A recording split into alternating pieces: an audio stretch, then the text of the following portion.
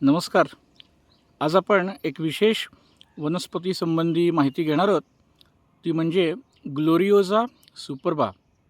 अग्निशिखा, लांगली, कळलावी, गौरीचे हात या नावाने प्रसिद्ध असणारी, कोकणामध्ये खूप मोठ्या प्रमाणावरती उपलब्ध असणारी, खरं तर एक उत्तम असं चिकित्सेमध्ये उत्तम फलदायी सुंदर परिणाम देणारं असं औषध, पण तेवढंच विषारी औषध असं म्हणून हे प्रसिद्ध आहे. याचा योग्य वापर करावा लागतो जपून वैद्यांच्या देखरेखीखाली. म्हणून मी हा व्हिडिओ जरूर करतोय. या वनस्पतीचं संरक्षण व्हायला हवं म्हणून हा व्हिडिओ करतोय. सर्वांना माहिती असावी या वनस्पतीची माहिती. कळलावी ही कोकणामध्ये खूप मोठ्या प्रमाणावरती मिळते. पावसाळ्याच्या दिवसांमध्ये ती अशी उगवते. तिचा व्हिडिओ दाखवतो. ही आता छान पावसाळ्यामध्ये उगवली. हिला अशी पिवळ्या आणि लाल रंगाची अशी फुलं येतात. गौरीचे हात म्हणतात त्याला. आणि या वनस्पतीच्या कंदाचा उपयोग हा अनेक प्रकारच्या सांध्यांच्या वेदना कमी करण्यासाठी होतो. सांध्यांमधली सूज, गुडघे, कंबर, बारीक हाताची बोटं यांमध्ये जी सूज येते ना, ते हिच्या कंदाचा वापर जर योग्य पद्धतीने उगाळून केला तर याचा अतिशय सुंदर उपयोग दुखणं थांबण्यासाठी होतो. आयुर्वेदामध्ये तत्काळ वेदना शमन करणारी अशी काही औषधं नाहीत, म्हणून मग आम्ही इंजेक्शन घ्यायला गेलो असेवाले लोक असतात. माहितीच नसतं त्यांना. त्यांच्यासाठी म्हणून अशा वनस्पती आयुर्वेदामध्ये आहेत की ज्यांचा सुंदर उपयोग शूलप्रशमनासाठी, वेदना शमवण्यासाठी म्हणून केला जातो. तो मी सांगत आहे. या वनस्पतीचा खूप जपून उपयोग करावा लागतो. काही त्वचा विकारांमध्ये बाह्य उपयोग, सांध्याच्या किंवा सुजेच्या विकारांमध्ये बाह्य उपयोग, मुख्यतः बाह्य उपयोगच ह्याचा करावा. आभ्यंतर पोटामध्ये घेणं हे जरा अडचणीचं असतं. यामध्ये काही विषारी द्रव्ये असतात.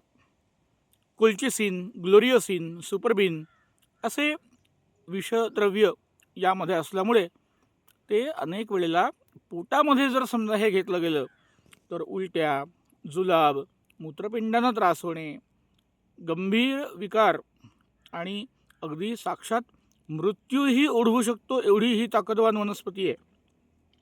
जपून वापरावी लागते. पोटामध्ये तर घ्यायचीच नाही, पण वापरायची झाली तर ती बाह्य उपचारासाठी आम्ही आमच्या चिकित्सेमध्ये तिचा वापर करत असतो.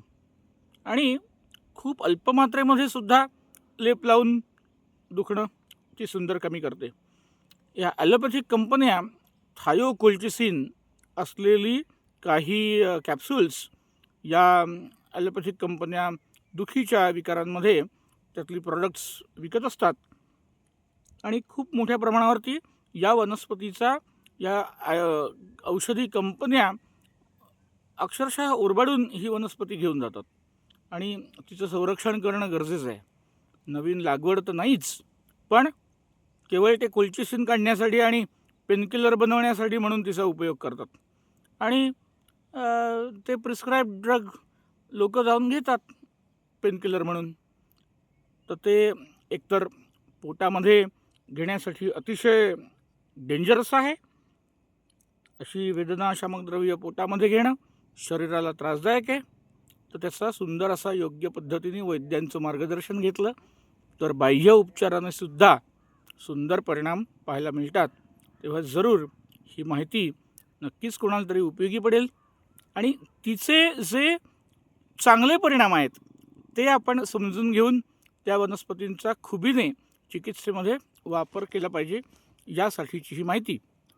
आता आयुर्वेदामध्ये अशा प्रकारची वेदनाशामक द्रव्य वनस्पतींचा वापर करून आपण रुग्णांची वेदना तात्काळ कमी करण्यासाठी श्रीवल्लभ आयुर्वेद आश्रमामध्ये काम करत असतो.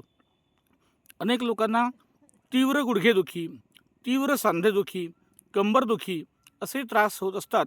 त्यावेळेला अनेक प्रकारच्या औषधांपैकी वेदनाशमन करणाऱ्या काही व्यायाम, काही तेलांचा वापर, स्वेदन, स्नेहन, उन्हाचा वापर असं करून रुग्णाचं दुखणं कमी करण्यासाठी आपण येथे गेले 16 वर्ष काम करीत आहोत. तर निसर्गामध्ये अशा उपलब्ध असणाऱ्या शूल कमी करणाऱ्या, दुखणं कमी करणाऱ्या वनस्पतींचे व्हिडिओ करण्याचा सध्या प्रयत्न आहे. धन्यवाद. वैद्य समीर मुकुंद परांजपे, खेरडी, दापोली.